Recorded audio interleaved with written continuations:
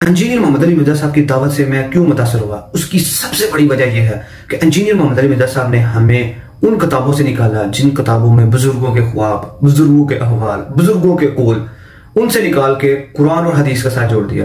اور آج کے آپ عالم دیکھ لیں، وہ تمام عالم آپ کو قرآن و حدیث سے نہیں بلکہ بزرگوں کے ساتھ اور اپنی ذات کے ساتھ جوڑتے ہیں، جس کی آپ کو میں مثال دے دیتا ہوں کہ یہ لوگ اپنے بزرگ کا نام لینے لگے ہیں تو اس کے ساتھ 70 دمیں لگاتے ہیں، دامت برکات عالیہ حضرت مولانا شیخ فلاں فلاں فلاں فلاں فلاں، اور پھر اس کے بعد جب ان کا نام لیتے ہیں تو اس سے پہلے انہوں نے وضو بھی کیا ہوتا ہے۔ اور پھر آپ دیکھیں گے کہ جب یہ کسی عوام کی محفل میں جاتے ہیں، ان کے اوپر پھول نچھاور کیے جاتے ہیں، پھر لوگ ان کی گاڑیوں کو ہاتھ لگا لگا کہ اپنے منہ اور سینوں کے ساتھ لگاتے ہیں، پتہ نہیں کیا ملتا ہے ان کو وہ۔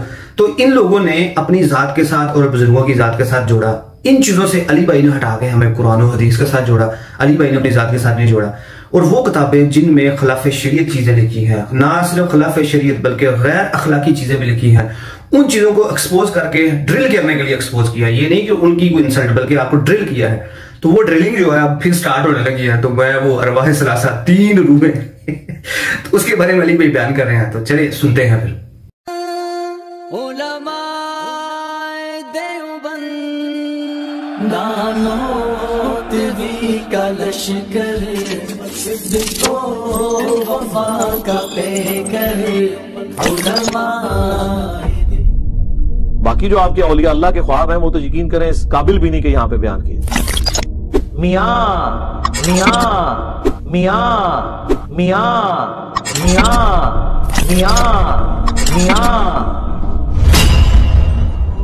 وہ ارواح ثلاثہ سے میں نے بیان کیا تھا نا کہ اشرف علی تھانوی صاحب نے کتاب لکھی ہے ارواح ثلاثہ، 3 روحیں، نام ہی دیکھ رہے یعنی 3 مرے ہوئے بابوں کی کرامات، اور نیچے لکھا ہوا یعنی کرامات اولیاء۔ اس کتاب میں آپ کو وہ کچھ ملے گا، بلکہ مجھے کچھ عرصہ پہلے طارق صاحب نے فون کر کے کوئی میرا کلپ دیکھا، ان کے یار واقعی یہ لکھا ہوا ہے۔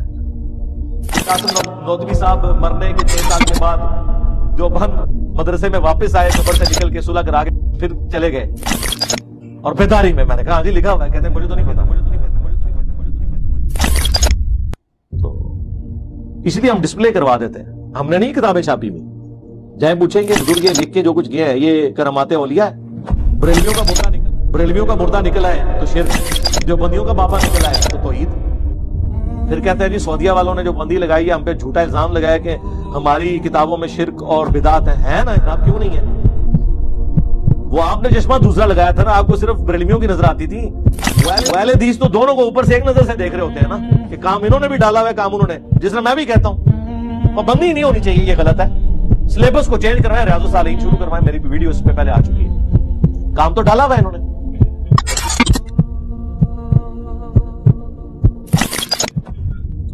اسی ارواح ثلاثہ میں لکھا ہوا ہے کہ جی ایک دفعہ رشید احمد گنگوئی صاحب نے مدرسہ دیوبند کے بانی جو ہیں قاسم نانوتوی صاحب، ان کو پبلکلی کسی جلسے کے موقع پر یا پبلک گیدرنگ کے اندر انہوں نے ان کو پبلکلی چارپائی پہ لٹایا، پھر خود ساتھ ان کے لیٹ گئے، پھر کروٹ ان کی طرف کی، پھر عاشق صادق کی طرح ان کے سینے پہ ہاتھ رکھا۔ یہ الفاظ اس میں لکھے میں نہیں کہہ رہا۔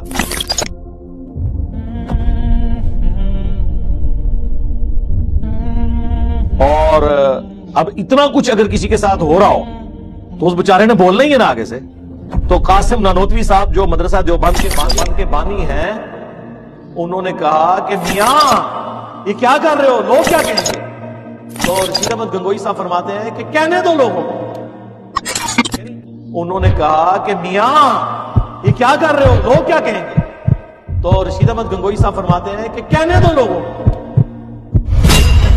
یعنی اگر میری زبان میں آسان کہنے دو، یہ تو ہے ہی بڑھ دماغ نے، اتنا دماغ ہے کہ یہ سوچن کہ بابے بھی غلط ہو سکتے ہیں، لیکن ان کو نہیں پتا تھا کہ آج وہ وقت آ چکا ہے کہ لوگ گلی گلی کہہ رہے ہیں بابے شاہی کوئی نہیں، بابے شاہی کوئی نہیں۔